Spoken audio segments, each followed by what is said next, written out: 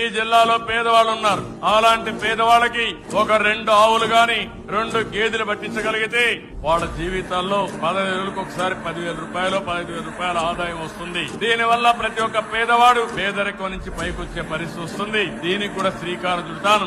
మీ జీవితాలను మార్చేందుకు, మీ బిడ్డల జీవితాలను మార్చేందుకు ప్రతి అడుగులోనూ ముందుకు వేస్తూ రాబోయే రోజుల్లో ప్రతి బడిలోనూ ఇంగ్లీష్ మీడియం తీసుకురాబోతున్నామని చెప్పి కూడా సగర్వంగా ఈ వేదిక మీద నుంచి చెప్తా ఉన్నాను. మన పిల్లలు గొప్పగా చదవాలి. మన పిల్లలు ప్రపంచంతో పోటీ పడే పరిస్థితి రావాలి. మన పిల్లలు కేవలం డ్రైవర్ల ఉద్యోగాలకు లేకపోతే వాచ్మెన్ ఉద్యోగాలకే పరిమితం కాకూడదు. మన పిల్లల్లో నుంచి డాక్టర్లు రావాలి. మన పిల్లల్లో నుంచి ఇంజనీర్లు కావాలి. మన పిల్లల్లో నుంచి కలెక్టర్ల వంటి గొప్ప గొప్ప స్థానాల్లో కూడా కూర్చోవాలి అని చెప్పి ఆరాటపడతా ఉన్నానని చెప్పి కూడా సగర్వంగా ఈ వేదిక మీద నుంచి తెలియజేస్తా ఉన్నాను. ఒక దీపం ఒక గదికి వెలుగునిస్తుంది అని, కానీ చదువుల దీపం ఒక కుటుంబాన్ని రూపురేఖల్నే మార్చేస్తుంది అని చెప్పి. This is what I strongly believe.